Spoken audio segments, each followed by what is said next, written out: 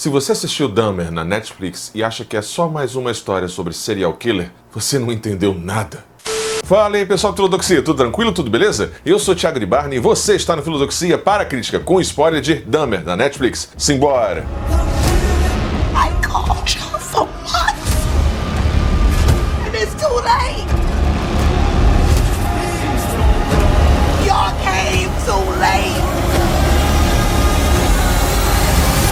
E aqui você já sabe, eu já vou pedindo logo, antes que o racismo, a homofobia continuem nos matando, deixa seu like maroto, se inscreva no canal caso ainda não tenha se inscrito. E se você estiver assistindo essa prévia por qualquer outro lugar que não canal no YouTube, passa lá pra prestigiar que ajuda muito, beleza? Então agora sim, bora começar. Lembrando que essa crítica, esse bate-papo contém spoiler.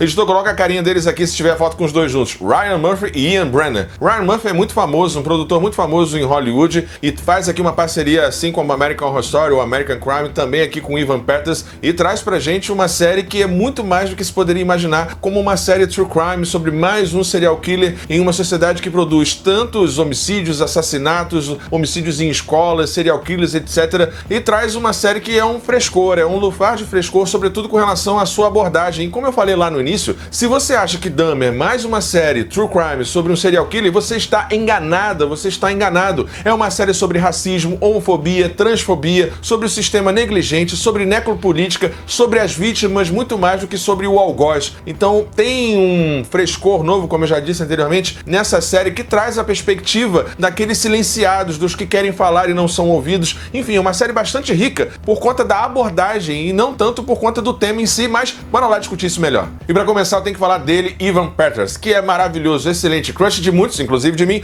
Ganhou recentemente o Globo de Ouro, ou foi o Emmy por Mare of Easttown, que ele contracena com a Kate Winslet, faz um excelente coadjuvante ali, um delegado muito bom, e aqui ele também está muito bem, mas o detalhe aqui é que Evan também é o produtor aqui da série, e vendo material de entrevistas e tudo mais, diz um pouco da abordagem que o roteiro e a própria direção e a atuação dão para essa história tão trágica, tão visceral e verdadeira. O foco não é, nem nunca foi o Dahmer, nunca foi o Jeff. E aí eu deixo com vocês a palavra o próprio Evan Peters. It would never be told from Dahmer's point of view. As an audience, you're not really sympathizing with him, you're not really getting into his plight, you're more sort of watching it, you know, from the outside. It's the society, it's this how society and our system failed to stop him multiple times because of racism, homophobia.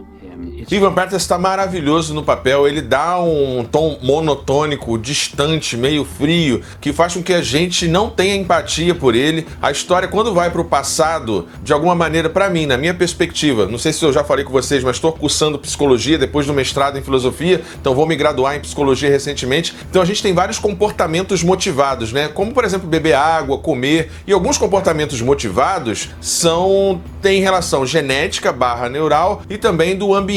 Mas eu achei que a série, em nenhum momento, ao tratar da infância, do ambiente, do Dahmer, do Jeff, romantizou esse serial killer. Não, em nenhum momento. Desde o primeiro episódio, o foco é no horror, na tensão e no medo da vizinha, da possível vítima, daquele que sobrevive, etc. Então acho que a série é muito bem sucedida ao não romantizar, não glamorizar a figura desse nefasto serial killer. E pra começar, já que esse papo aqui é com spoiler, eu gostaria de chamar um...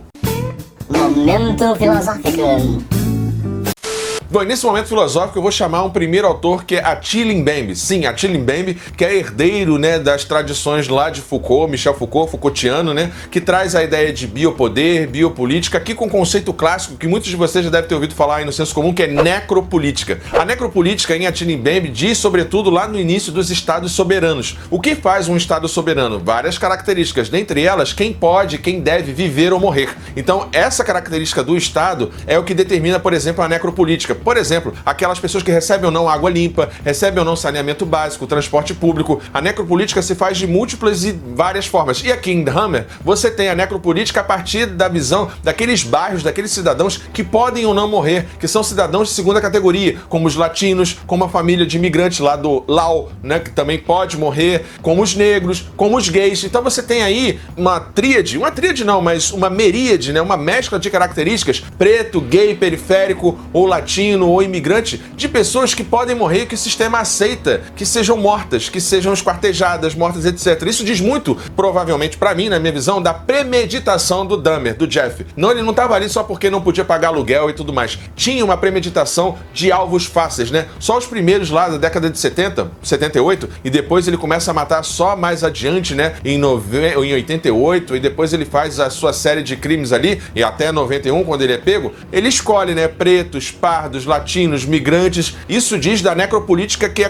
aparece como um todo aqui na série, nas instituições. E aí eu chamo o segundo autor, que é o Silvio Almeida. Sim, Silvio Almeida, brasileiro, mais um preto, mais um intelectual preto aqui para esse vídeo, que trata do racismo estrutural e institucional. Aqui na série aparece muito esse racismo institucional. É bem verdade que os Estados Unidos foi formado numa estrutura racista, né? Numa estrutura escravocrata, colonial, como a nossa aqui no Brasil, só que em vez de colônia de exploração, colônia de povoamento, algumas pequenas diferenças, mas sim uma cultura escravocrata que tem na sua estrutura o racismo. Esse racismo estrutural se manifesta nas instituições. E aí, para mim, fica clara a manifestação nas instituições do poder, no caso, do poder de repressão, de violência e tudo mais, que é a polícia, e também na instituição judiciária. Cara, o que é aquela cena daquele bundão, daquele juiz que fala que o Dahmer lembra a ele o neto dele e por isso ele vai dar uma pena mais leve? What the fuck, mano? Que é isso? Enfim, a vizinha que não é ouvida. Então você tem um racismo institucional que demonstra uma estrutura racista por toda a série, e esse é o objeto aqui de crítica, de análise. Por mais que eventualmente foque em alguns momentos demais no Dahmer, esse é o foco aqui, né? Os silenciados, os periféricos, como as mortes poderiam e deveriam ter sido evitadas, e como a gente tem essa heroína, né? Essa heroína que, como Cassandra, né, no mito, na mitologia, ela grita, ela fala, mas ela tem a maldição de ter a predição, de saber o futuro. Procura aí na internet, mito de Cassandra. Ela tem o dom da predição, mas ela tem a maldição de não ser creditada ou acreditada. O mito de Cassandra é muito usado, por exemplo, que também é o nome de um dos episódios 7 ou 8, salvo engano, para falar dessa mulher que sofre abusos, dessa mulher que sofre violência doméstica, que fala, que grita e ninguém ouve. No caso aqui, a gente tem a vizinha que fala, grita, chama atenção, mas ninguém ouve. É uma série muito rica nesses tratos, assim, de instituições e de estruturas que poderiam, mais uma vez, poderiam ter evitado todas essas mortes que aconteceram aqui no caso do Dahmer. Mas bora lá voltar pra crítica. Bom, pra fechar essa crítica, eu gostaria de fazer um passeio por alguns episódios que eu acho, assim, muito marcantes. Pra mim, a série dá uma certa inchada, dá uma certa, não é barrigada, mas ela dá uma certa ralentada ali depois do segundo, terceiro episódio, e algumas cenas são estendidas demais, mas foi uma opção de direção, uma opção de roteiro, mas ela cansa um pouco. Talvez se ela tivesse 7, 8 episódios no máximo, ela ficaria mais dinâmica e mais palatável de assistir, até porque é uma série bastante dura. Gosto muito do primeiro episódio, né? Esse episódio 1 e o Não Vai, por favor, que diz muito dessa ideia dele querer controle e companhia, e no primeiro episódio a nossa expectativa é surpreendida, porque a gente espera, quem não conhece a história, que aquele ali que está cativo vá ser morto, mas não.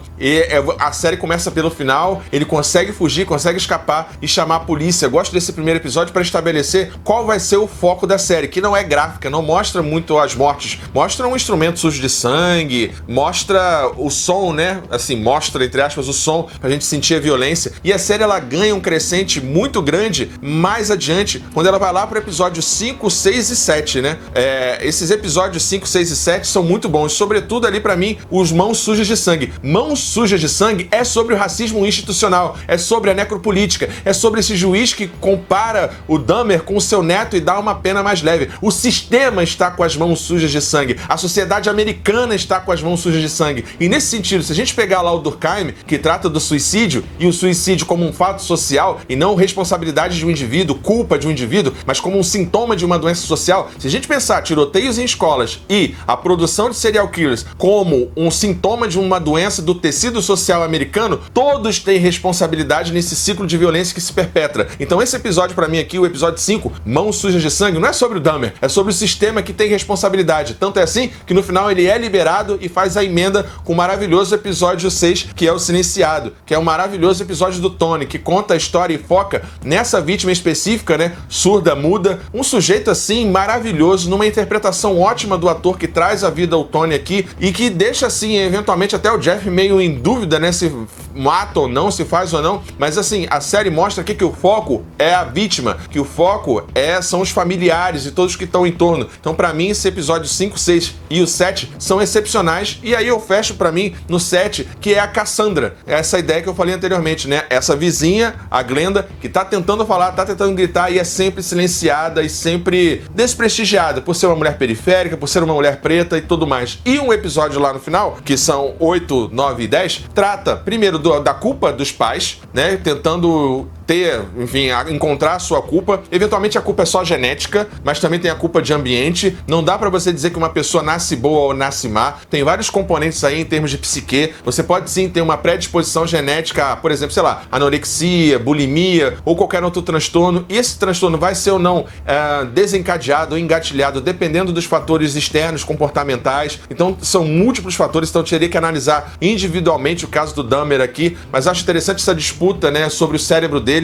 Acho que a mãe deveria ter vencido e deixar o cérebro para ser estudado. No episódio 9 e 10 tem uma questão interessantíssima, que é a questão da glamorização e da espetacularização da violência. A gente vive numa sociedade do espetáculo, tudo é espetacularizado, desde campanha eleitoral, uma chacina na favela, e você tem um helicóptero e tudo mais, tudo é um espetáculo, né? Sociedade do espetáculo, Guy Debord, que poderia ter chamado lá no momento filosófico, mas o foco para mim aqui é essa ideia de ele receber cartas, dele receber, terem HQs falando dele, desse fascínio, desse glamour que a gente tem, eventualmente, enfim, o público em geral, né? Não é o meu caso, espero que não seja o seu. Com Hitler, com serial killers, etc. Que tem um fascínio por figuras nefastas, né?